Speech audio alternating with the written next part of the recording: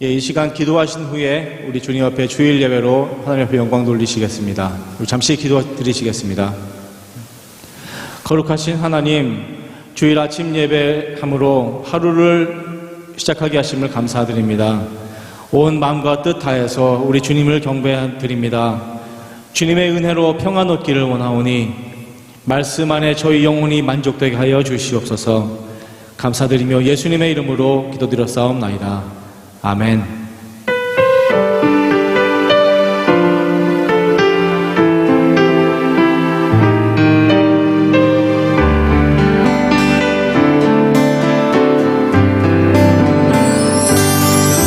내 영혼의 극히 깊은 데서 맑은 가랑이 흘려나네. 하늘 곡조가 언제나 흘러나와 내 영혼을 공이 사네.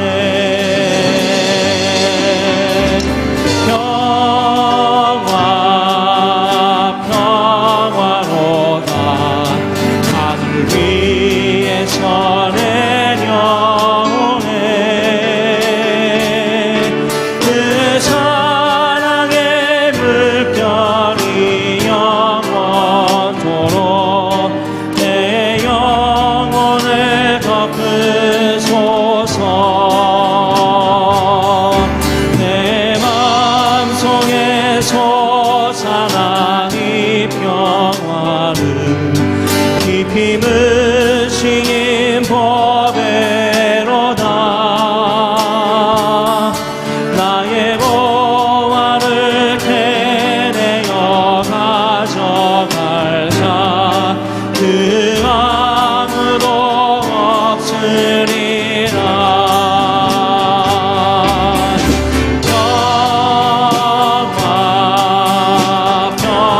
평화로다 하늘 위에서 내려오네.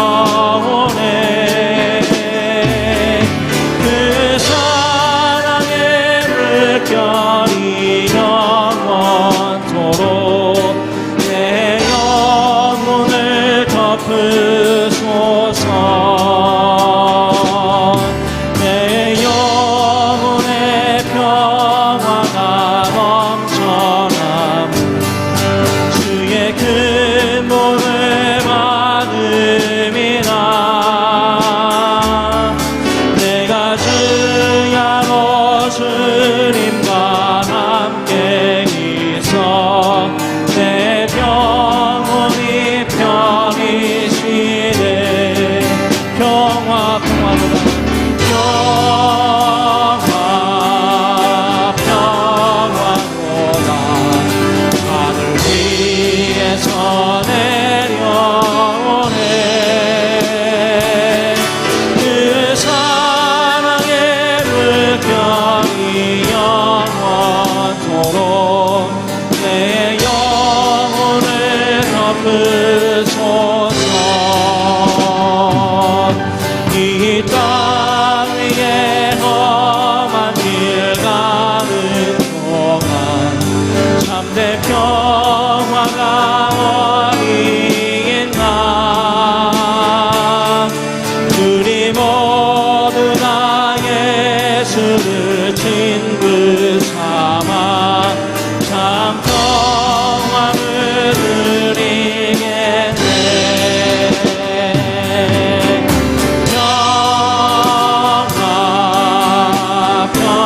평화로다 하늘 위에서 내려오네.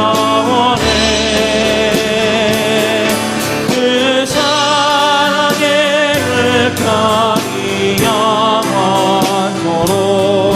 내 영혼을 덮으소서. 평화로다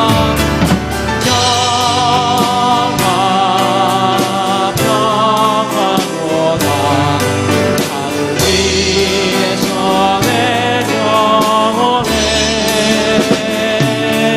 그 사랑의 물결이 영원토록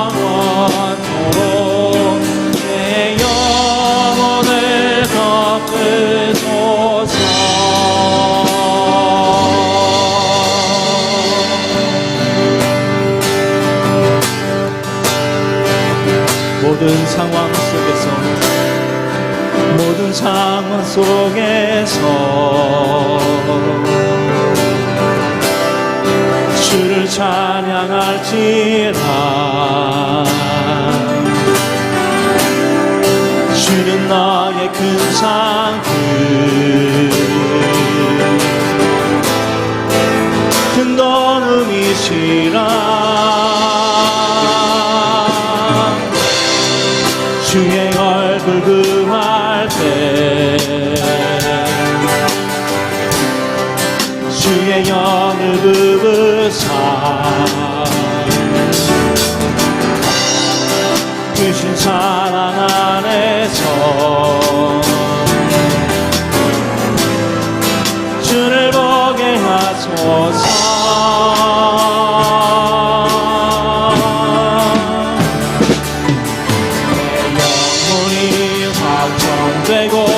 확정되어 싸우니 믿음에 흔들어 주를 바라봅니다. 내 영혼이 확정되어 싸우니 믿음에 흔들어 주를 바라봅니다. 모든 상황 속에서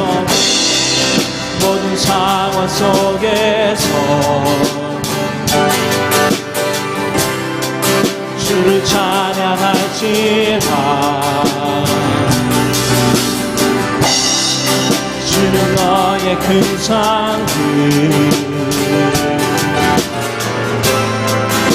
큰 도움이시라. 주의 얼굴 구할 때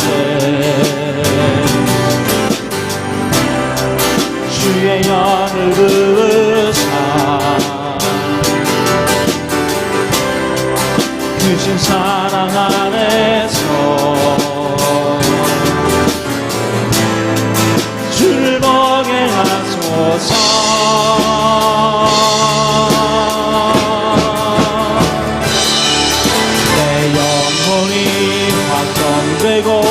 확정되어 싸우니 믿음에 흔들어 주를 바라봅니다.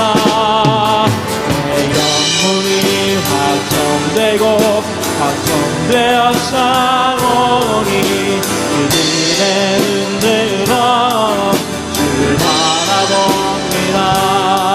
내 영혼이 확정되어 싸우니 믿음에 흔들어 주를 바라봅니다. 내 영혼이 확정되어 싸우니 믿음에 흔들어 주를 바라봅니다.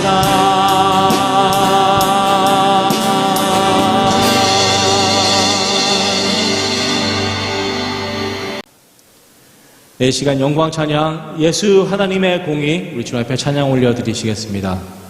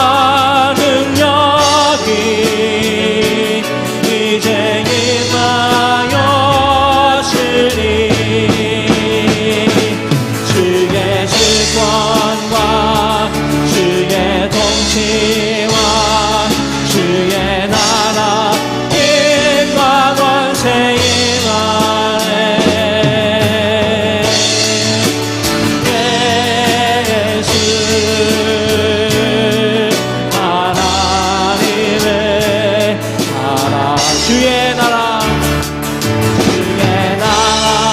영원하며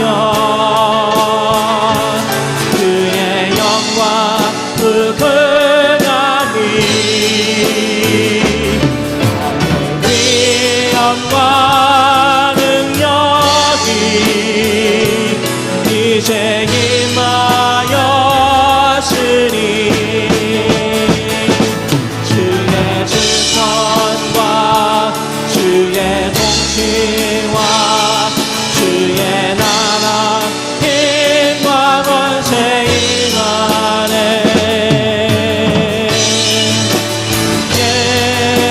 예수 하나님의 나라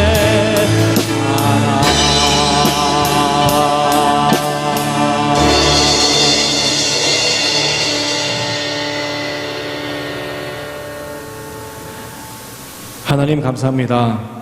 아버지의 창세전부터 저희를 구원하시려는 선하신 계획으로 영원한 구원을 얻게 하신 하나님을 높여드리며 경배를 드립니다.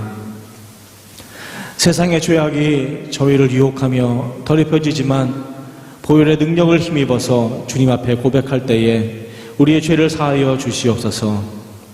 악한 세력을 이미 파하시고 승리하신 주님, 이 세상은 비록 악하고 두려움 가운데 저희들을 삼키려고 하지만 이미 승리하신 주님 편에 서서 담대함으로 주님 주신 평안의 말씀을 붙잡고 이 세상 살아가는 저희가 되게 하여 주시기를 간절히 바랍니다.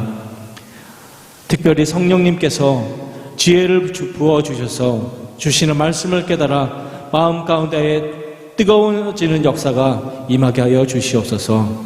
모든 것 감사드리며 예수님의 이름으로 기도드렸사옵나이다. 아멘.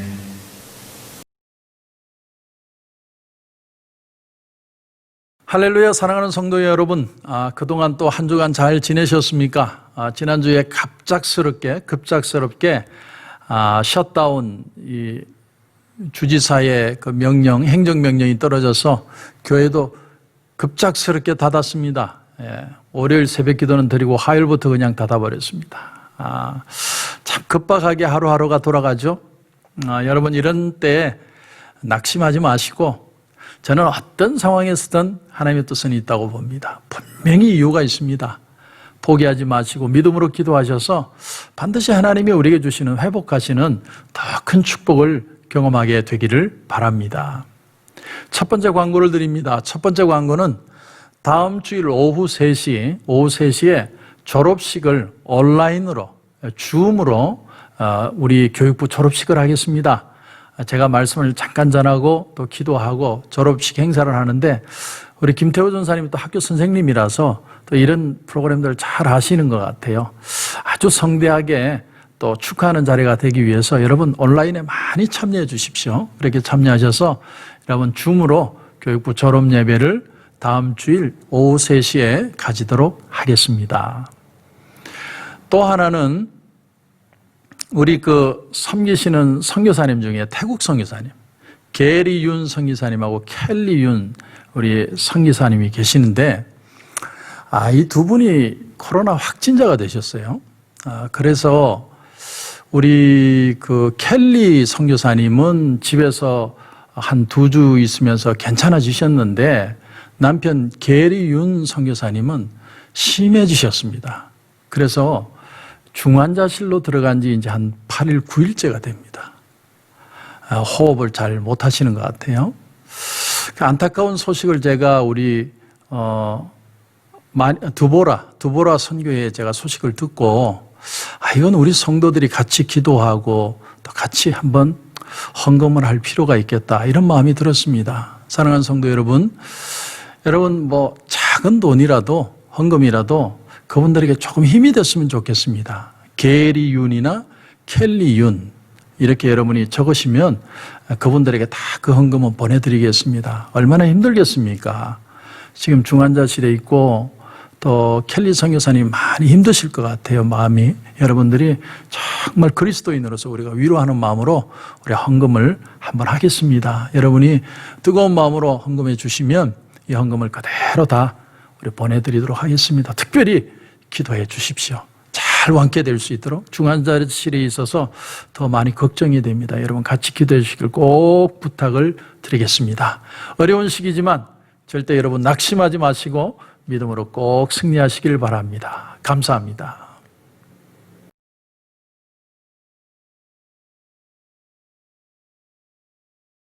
너희 중에 싸움이 어디로부터 다툼이 어디로부터 나느냐? 너희 지체 중에서 싸우는 정욕으로부터 나는 것이 아니냐? 너희는 욕심을 내어도 얻지 못하여 살인하며 시기하여도 능히 취하지 못하므로 다투고 싸우는도다. 너희가 얻지 못하면 구하지 아니하기 때문이요 구하여도 받지 못하면 정욕으로 쓰려고 잘못 구하기 때문이라. 아멘. 야고보서는 바른 신앙을 우리에게 가르쳐주고 있습니다. 바른 신앙. 우리가 예수를 믿고 구원 얻을 수 있는 바른 믿음이라는 게 도대체 어떤 건가? 그런 바른 신앙에 대한 얘기를 가르쳐줍니다. 우리가 어떤 책을 읽을 때 그 책을 좀 더 깊이 이해하려면 어떤 땐 그 저자가 그 책을 쓰게 된 배경을 더 깊이 알므로 그 책을 더 깊이 이해할 수 있는 기회를 얻기도 합니다. 그러니까 글 자체도 중요한데 그 글을 왜 이 저자가 이렇게 적었을까 하는 그 저자의 배경을 아는 게 참 우리에게 가치가 있다는 것이죠. 여러분, 야고보는요, 예수님의 동생 야고보입니다. 성경에는 야고보가 3명이 나와요. 첫째는 세베대의 아들 요한의 형제 야고보, 또 하나는 알페오의 아들 야고보, 그리고 예수님의 동생 야고보. 오늘 본문을 적은 사람은 바로 예수님의 동생 야고보입니다. 2000년 교회사에 여기는 별 이견이 없이 야고보, 예수님의 동생 야고보가 이 야고보서를 적었을 것이다. 그렇게 다들 생각하고 있습니다. 자, 그렇다면 왜 하필 예수님의 동생 야고보일까라는 거예요. 초대교회에서요, 베드로보다 더 위상이 높았던 사람이 야고보입니다. 여러분, 이 야고보라는 사람은 굉장히 경건하고 덕망이 있고 신앙이 깊었다고 그래요. 그래서 어떤 사람들은 그가 예수님을 가장 많이 닮았기 때문에 당연히 베드로보다도 더 높임을 받는 것은 당연한 것이다라고 얘기들을 합니다. 일리가 있습니다. 예수님의 형제니까 예수님과 한솥밥 먹고 같이 예수님을 느끼면서 예수님을 얼마나 많이 닮았겠습니까? 그러니까 예수님 동생이 그만큼 존경을 받을 수 있다. 그런데 요한복음 7장 5절에 보면 이런 묘한 구절이 하나가 나옵니다. 이게 뭐냐면 그 형제들까지도 예수를 믿지 아니함이로라 이렇게 표현해요. 형제들이 예수를 안 믿었대요. 자, 그럼 제가 여러분에게 질문합니다. 정말 예수님을 형제들이 안 믿었을까요? 요한복음 7장은요, 초막절을 배경으로 하고 있습니다. 많은 사람들이 초막절이 되면 다들 예루살렘으로 올라갑니다. 유대인 남자라면 모두가 다 올라가는 거죠. 근데 예수님은 올라가지 않고 집에 계신 거예요. 그래서 동생들이 찾아온 겁니다. 아니, 형님, 지금 스스로 나타나기를 구하면서 묻혀서 일하는 사람이 없는데 이 일을 행하려거든 자기를 나타내십시오. 가서 많은 사람 앞에 능력을 보이십시오. 여러분, 이 모습을 보면 예수님을 믿은 걸까요? 안 믿은 걸까요? 예수님을 믿었죠. 메시아로 믿었기 때문에 그 능력을 알기 때문에 그 능력을 가서 나타내라고 한 거죠. 근데 왜 사도 요한은 예수님을 형제들이 믿지 않았다라고 표현을 했느냐는 거예요. 자, 여기서 우리는 아주 중요한 질문을 던지게 됩니다. 그렇다면 진짜 예수를 믿는다는 것은 어떤 것일까? 어떤 예수를 믿을 때 우리가 진정 예수님을 믿는다고 표현할 수 있을까? 그렇지 않습니까? 왜냐하면 예수님을 분명히 능력을 믿는데도 예수님을 안 믿는다는 사도 요한의 표현을 보니까 요한은 어떤 예수를 믿는 게 진짜 예수를 믿는 것이라고 요한복음에 가르쳐주고 싶었던 겁니까? 그것은 바로 예수님은 십자가를 지시고 만백성을 구원하시기 위해 오신 구주라는 사실입니다. 하나님의 그 엄청난 은혜를 예수님의 능력으로 나타내시는 게 아니라 자신을 죽이시고 부활하심으로 그 사실을 믿는 자마다 하나님의 자녀되는 구원의 반열에 들어올 수 있도록 하게 하심으로, 그 예수를 믿음으로 예수님의 축복 속에 거하게 해 주셨다라는 사실입니다. 여러분, 오늘날 이런 십자가에 죽으시는 주님, 내가 죽고 부활의 신앙으로 다시 산다는 믿음으로 살지 못하는 사람들이 얼마나 많은지 모릅니다. 뭐 기적, 능력, 축복 이런 굉장히 관심이 많은데, 예수님이 십자가에 죽으시고 나도 내 십자가 지고 가서 나는 날마다 죽어야 되고 내가 죽어야 사는 하나님의 능력을 경험하는 것이다 라는 것을 실제적으로 내 몸에, 내 삶에 드러내고 사는 사람이 얼마나 될까? 전설에 의하면 예수님이 마지막 성찬을 행하실 때 그 자리에 예수님의 동생 야고보가 같이 동석했다고 합니다. 예수님이 그 자리에서 받아 먹어라, 이것은 내 몸이니라, 받아 마시라, 이것은 내 피니라. 예수님이 성찬을 행하실 때 그 예수님의 동생 야고보는 아주 뼈로퉁했답니다. 입이 이만큼 나왔답니다. 아니, 살아야지. 주님이 능력이 있는데 무슨 십자가를 지고 뭘 죽고 뭘 죽음으로써 드러낸다는 말이냐. 살아서 이 세상을 뒤집어서 주님의 주님 되심, 메시아 되심을 드러내야 되지 않느냐. 결국은요, 야고보가 그 자리를 뛰쳐나갔답니다. 가룟 유다는 그래도 성찬은 참여하고 나갔는데 야고보는 아예 그냥 뛰쳐나갔대요. 너무 화가 났어요. 너무 그 형님이 이해가 안 됐어요. 메시아신 예수님이 내 마음에 받아들여지지 않아서 그냥 뛰쳐나가 버린 겁니다. 근데 진짜 얘기는 그 다음에 나옵니다.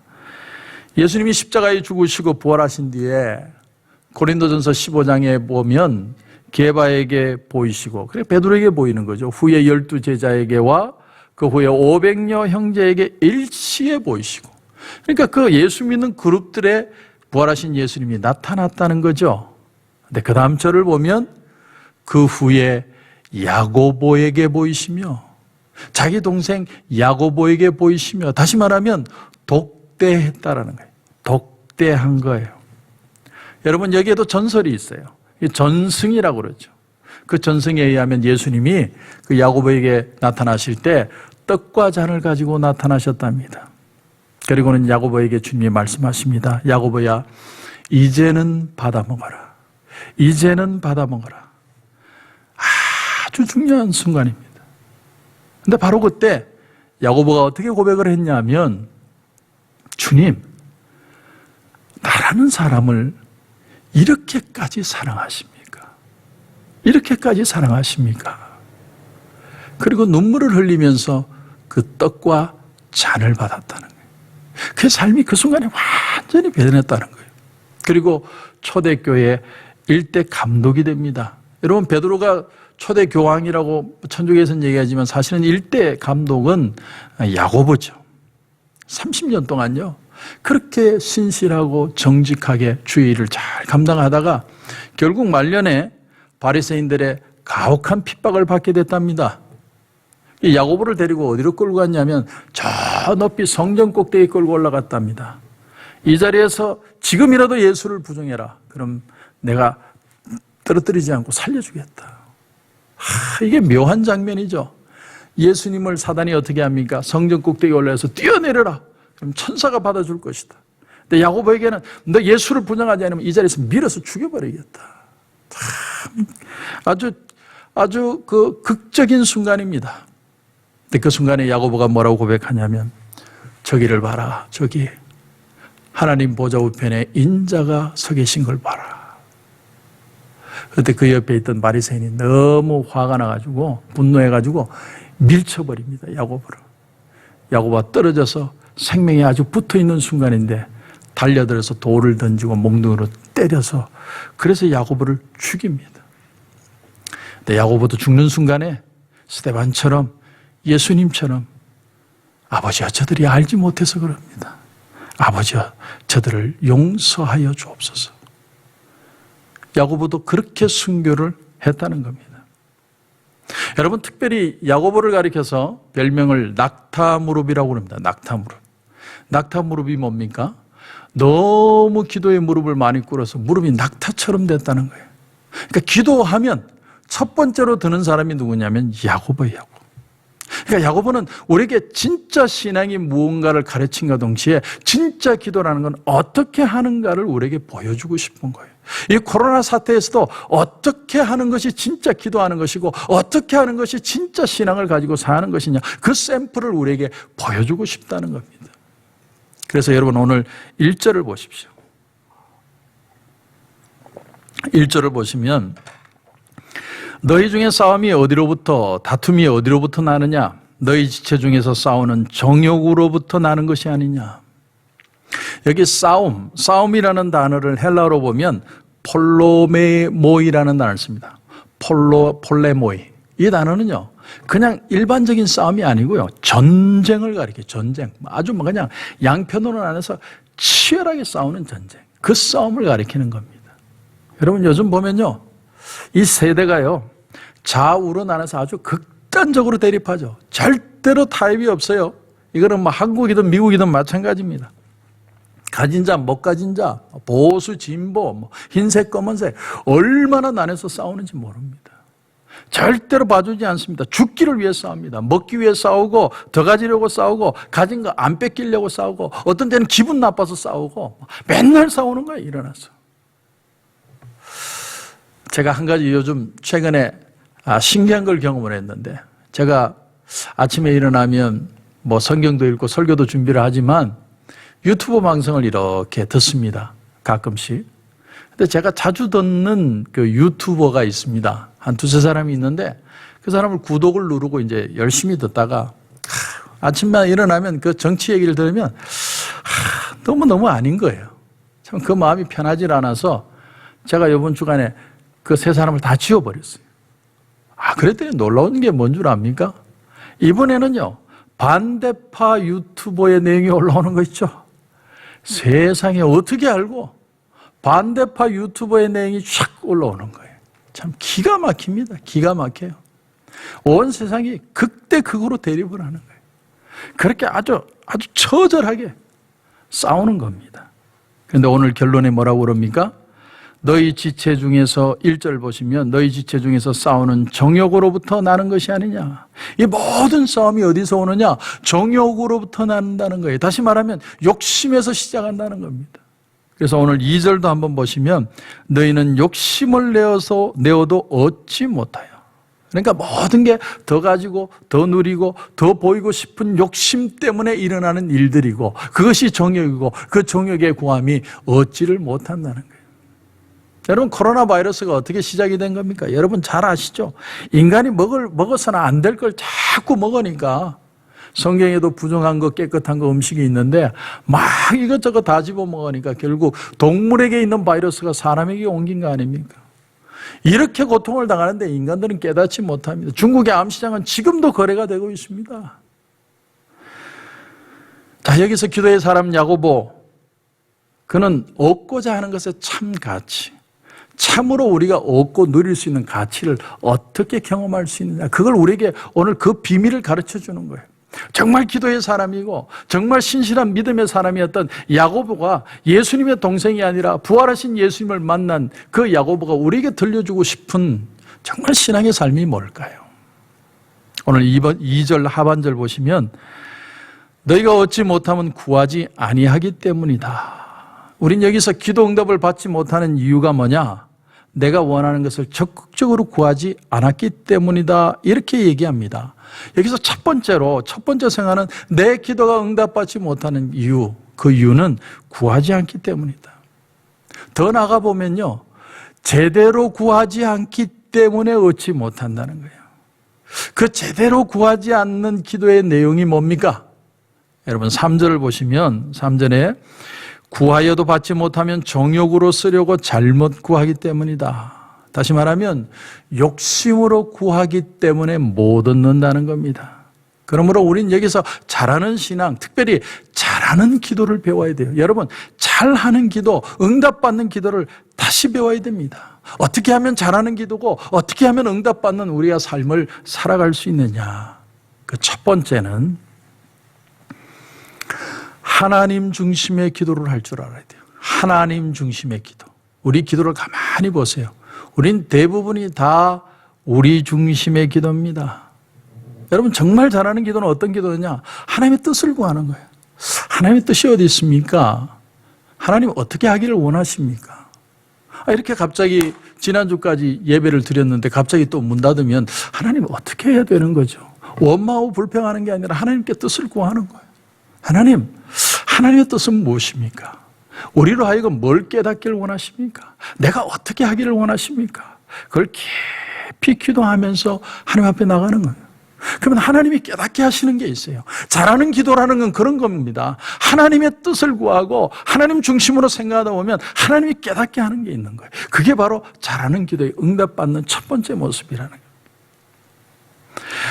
진정한 기도 두 번째는 내 뜻을 주님의 뜻에 일치시키려는 기도가 잘하는 기도예요. 자, 다시 얘기합니다. 내 뜻을 주님께 일치시키는 기도가 잘하는 기도입니다. 하나님과 마음을 느꼈어요. 하나님의 그 마음과 뜻을 느꼈습니다. 그러면 느낀 걸로 끝나면 안 돼요. 계속 일치시키는 거예요. 하나님, 그러면 내가 이렇게 해보겠습니다. 하나님, 내가 어떻게 하기를 원하십니까? 그 뜻에 부합한 삶을 살려고 일치시키려고 애를 쓰는 거예요. 세 번째는 잘하는 기도는 기도하는 중에 자기를 계속 변화시키는 기도예요. 변화, 트랜스포밍 하는 거예요. 계속 변화시키는 거예요. 내 안에 쉼없는 변화가 일어나는 거예요. 쉼없는 변화. 고아의 아버지였던 조지 뮬러가 아주 특별한 말이 있습니다. 그가 이런 말을 했습니다. 나는 평생에 5만 번이나 응답을 받았다. 그런데 그때마다 나는 회개했다. 이렇게 표현했습니다. 회개했다. 여러분 이게 무슨 말일까요? 5만 번이나 응답 받으면 얼마나 큰 겁니까? 그런데 우리를 가만히 보면요. 우리의 이 조급증 때문에 하나님이 주실 건데 그걸 기다리지 못해요. 그러니까 조지 뮬러도 하나님이 이걸 주실 걸 믿지만 그러나 내가 조급해서 내가 먼저 생각하고 내가 먼저 행동하는 것들이 있다라는 거예요. 조급해서 불평합니다. 조급해서 원망합니다. 그런데 조금 더 지나 보니까 하나님이 응답을 해 주시더래요. 그때 미안하다는 거예요. 미안하다. 저도 그렇습니다. 여러분, 제가 하나님 앞에 기도를 하지만 교회를 위해서 기도하지만 여러분에게는 할렐루야 그러고 뭐 긍정적으로 생각하게끔 그렇게 말씀을 드리지만 저도 조급하고 저도 불안해하고 염려하고 어쩔 줄 몰라 하고 근데 하나님이 탁탁 들어주시는 거예요. 그때는 부끄러운 거죠. 조금만 참을 건데 조금만 기다렸으면 하나님이 응답하시는 거 보고 할렐루야. 야, 신앙이 이런 거다. 자랑할 텐데. 자랑을 못해요. 자랑을. 오늘 3절을 여러분 다시 보십시오. 3절. 구하여도 받지 못하면 정욕으로 쓰려고 잘못 구하기 때문이라. 여러분 여기 정욕은요. 현재적인 거예요. 현재적인 거. 다시 말하면 현재만 생각하다 보니까 화가 나고 현재만 생각하다 보니까 짜증이 나고 현재만 생각하니까 받아들일 수가 없다라는 거예요. 그러므로 네 번째로 잘하는 기도는 뭐냐? 잘하는 기도는 궁극적인 목적을 볼 줄 아는 기도입니다. 궁극적인 목적을 보는 기도. 여러분 하나님 앞에 기도할 때 우리의 목적을 두고 기도해야 할 줄 알아야 됩니다. 하나님, 나 부자 되게 해주세요. 근데 왜 부자 되시려고 그러는 거예요? 잘 먹고 잘 살기 위해서요. 그건 목적이 아니죠. 내가 부자가 되고자 하는 이유가 무엇인지를 하나님 앞에 기도할 줄 알아야 됩니다. 하나님 건강하게 해주세요. 왜 건강하고 싶으신데요? 건강한 몸 가지고 더 내가 사고치고 세상을 즐겁게 산다면 그건 목적이 아니죠. 내게 건강 주시면, 내게 하나님께서 은혜 주시면 내가 이런 삶을 하나님 앞에 살아가겠습니다. 목적을 드러내놓고 기도할 줄 알아야 돼요. 그게 잘하는 기도라는 겁니다. 그래서 잘하는 기도는요, 기도가 파이널리 응답을 받는 게 아니라 매일 응답을 받는 거예요. 내가 하나님을 위해서 기도하고 하나님을 향해서 거룩하고 하나님의 뜻을 구하고 하나님과 함께 동행하고 있으면 매일같이 내게 응답을 주십니다. 매일 깨달아지는 거예요.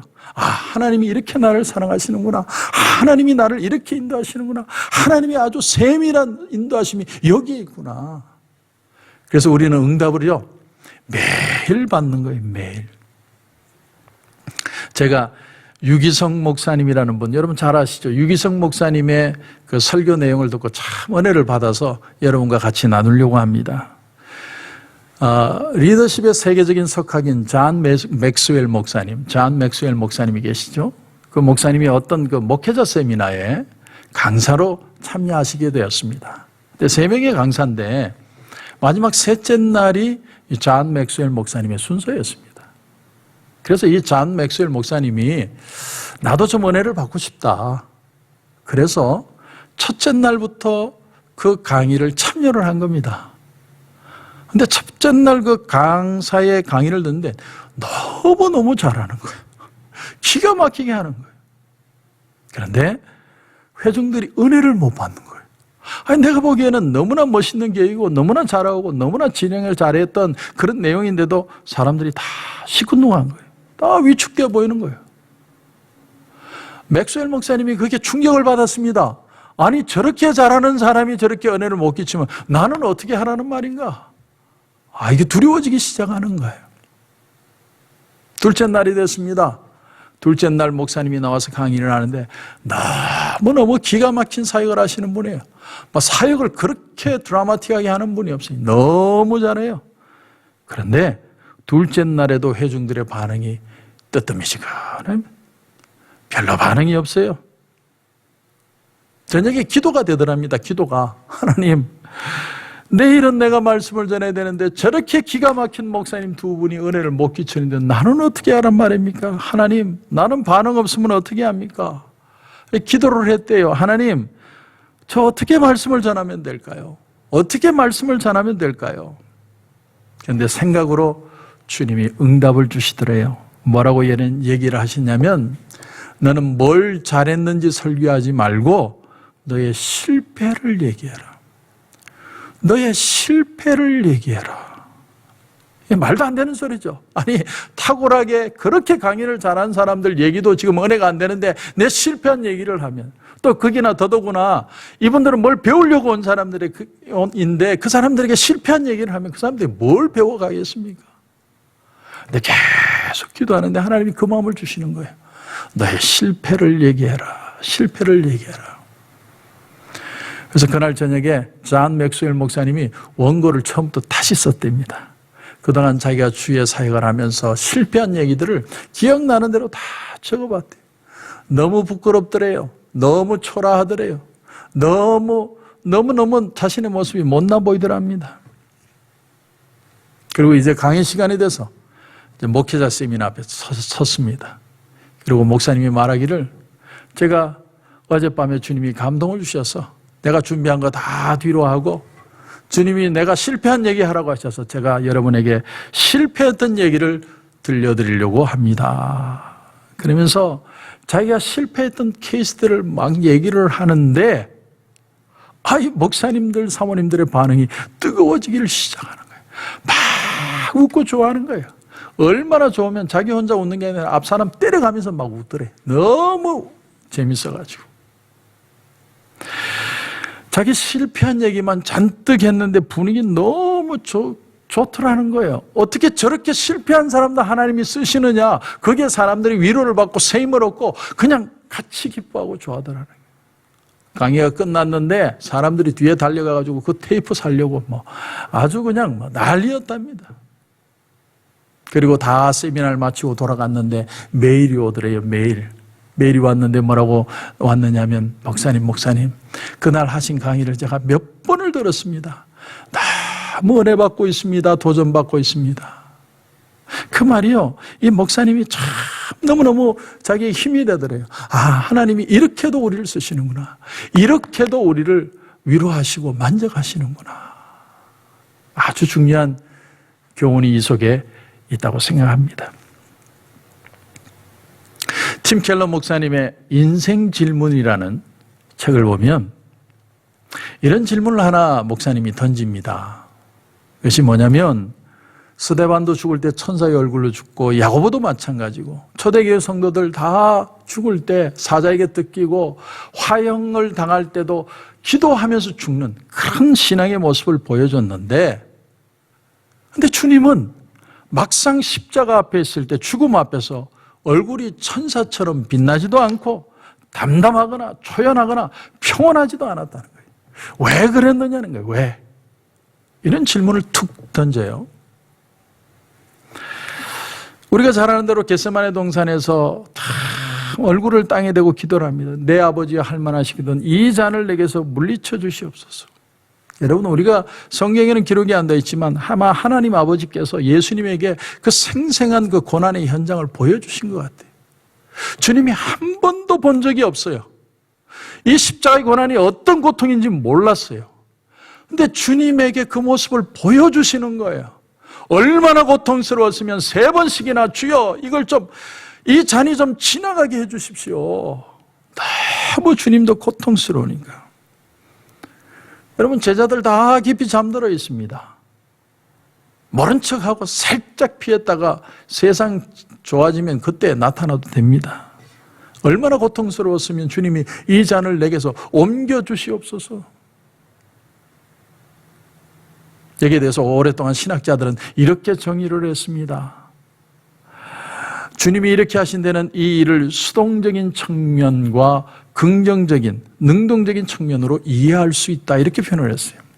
첫째 수동적인 이유였던 이유는 주님이 이걸 긍정적으로 아주 적극적으로 받아들이지 못하고 하나님의 뜻으로 받아들이는 수동적인 자세를 취한 이유가 뭐냐면 예수님 자신의 죄가 아니라 사람들의 죄를 대신 지시고 가는 일이기 때문에 내가 수동적으로 이 죄를 짊어지어야만 인간의 죄를 살 수 있기 때문에 그 수동적인 자세에 예수님의 이런 모습들이 있다라는 거예요.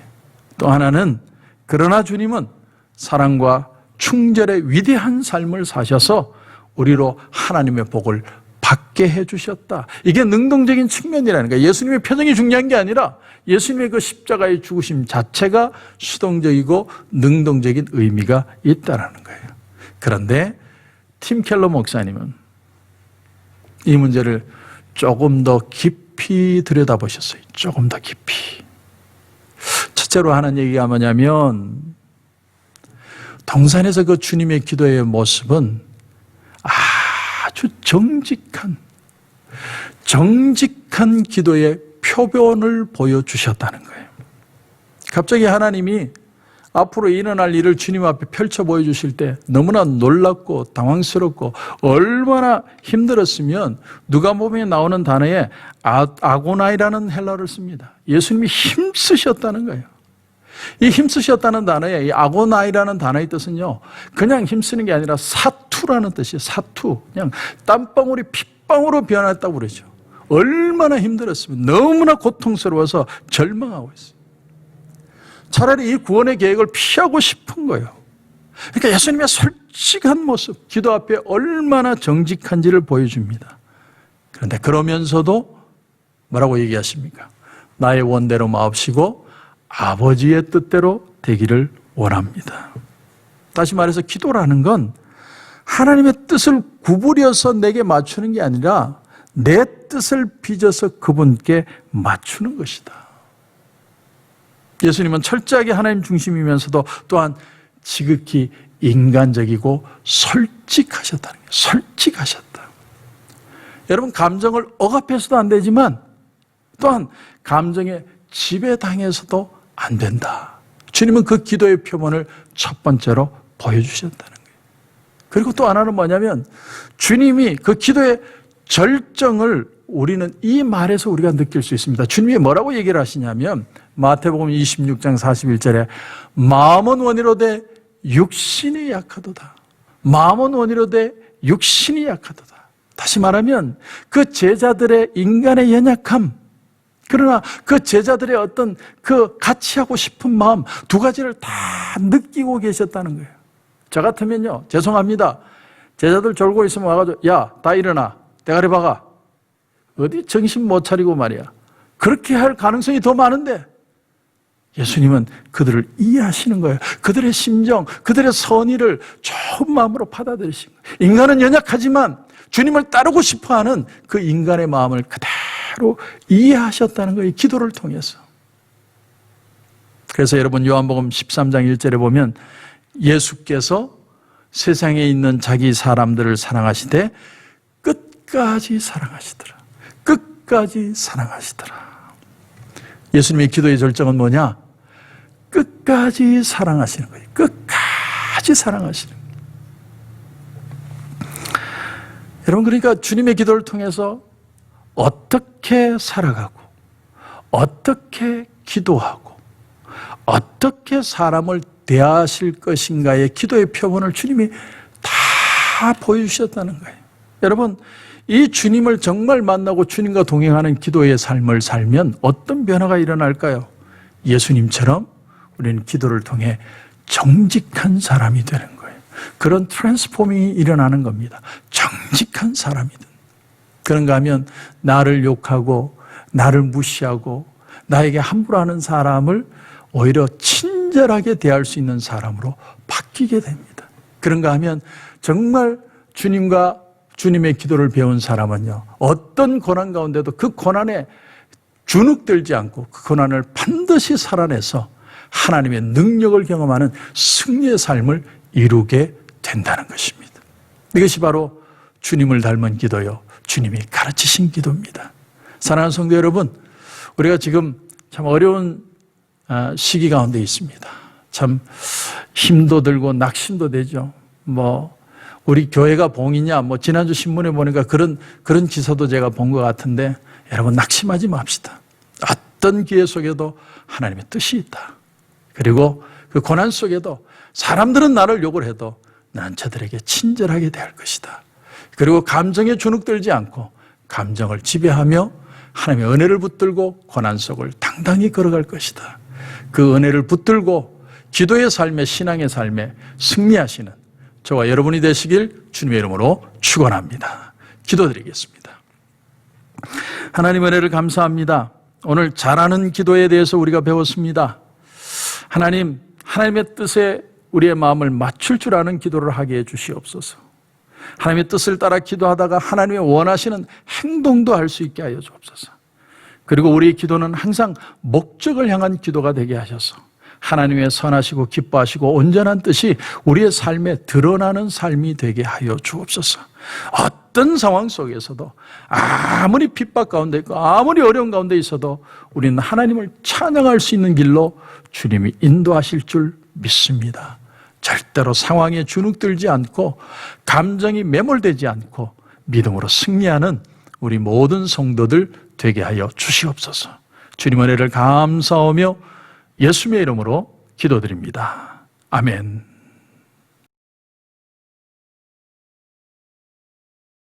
여러분, 아픈 부위에 손을 얹어주시기 바랍니다. 문제가 있는 분들은 가슴 위에 손을 얹어주시기 바랍니다. 기도드리겠습니다.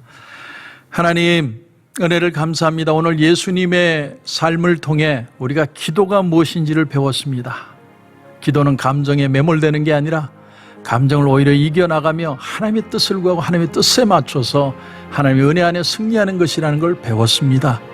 주님, 머리끝에서 발끝까지 혹시나 우리 사랑하는 성도들, 혹시나 병모와 싸우고 있는 성도들, 아픈 부위가 있다면 주님 친히 안수하여 주시옵소서. 12의 혈루병을 앓던 여인이 주님의 옷자락만 잡아도 내가 나을 것이라는 그 믿음으로 기적을 경험한 것처럼 우리에게도 하나님의 은혜가 믿어지게 하시고 예수님의 능력이, 주님의 그 피 묻은 손이 우리에게 안수하는 축복의 체험을 경험하게 하여 주시옵소서. 나사렛 예수 그리스도 이름으로 명하노니 우리 성도들을 묶고 있는 아픔의 세력들은 묶음을 놓고 떠나갈지어다. 주님의 이름으로 선포합니다. 혹시나 문제가 있어서 가슴에 손을 얹고 기도하는 성도들이 있다면 문제보다 더 크신 하나님의 은혜를 반드시 경험하게 하여 주옵소서. 어제나 오늘이나 영원토록 주님은 동일하시다고 말씀하셨습니다. 주님의 은혜를 붙들고 승리하게 하시고 우리가 정말 하루하루가 주님과 동행하며 회복되고 치유되는 역사들 많이 일어나게 하여 주옵소서. 암덩어리도 떨어져 나가게 하시고 오장육부와 뼈마디가 살아나게 하시고 다시 한번 샘을 얻는 역사들 일어나게 하여 주시옵소서. 주님 은혜를 감사하며 예수님의 이름으로 기도드립니다. 아멘.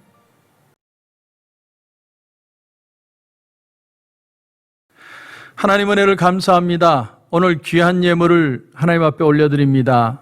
특별히 교회들마다 상황이 어려울 때 사도 바울도 구제 헌금을 모았던 것처럼 특별히 오늘 우리 게리 켈리 윤 선교사님 가정을 위해서 하나님 앞에 헌금을 드립니다. 주님, 정말 우리 선교사님들 위로해 주십시오. 하나님 새 힘을 얻게 해 주십시오.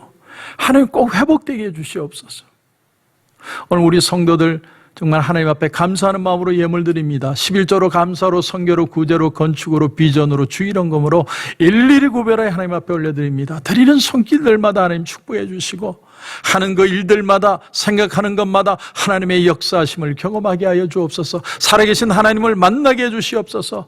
내가 하는 일들마다 하나님이 함께 하시는 형통함의 축복을 경험하게 해 주셔서 이 땅을 살며 그리스도의 향기 드러내는 우리 모든 성도들 되게 하여 주옵소서. 무엇보다도 모든 상황이 셧다운 된다고 해서 우리의 마음이 낙심하고 주눅드는 게 아니라 오히려 이 속에서도 하나님의 뜻을 발견하게 하시고 하나님의 능력을 맛보게 하시고 하나님의 기적을 경험하는 우리 모든 성도들 되게 하여 주시옵소서. 오늘 하나님 우리에게 귀한 은혜 주심을 감사하며 예수님의 이름으로 기도드립니다. 아멘.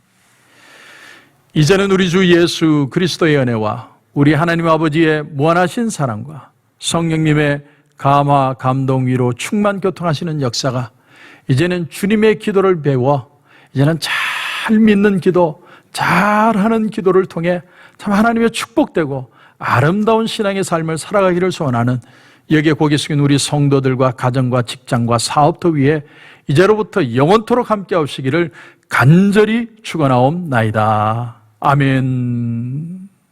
당신을 기뻐하는 하나님, 당신을 축복하는 하나님, 당신의 웃는 얼굴 속에서 하나님의 웃음 보이네. 당신의 길을 아는 하나님, 당신의 마음을 아는 하나님, 당신이 행복할 수 있도록 하나님 돌보시네. 그 하나님 신실하시고 그 많은 사랑 당신에게 주길 원하네. 그 하나님 하늘에 쌓은 새로운 소망을 당신에게 줬네.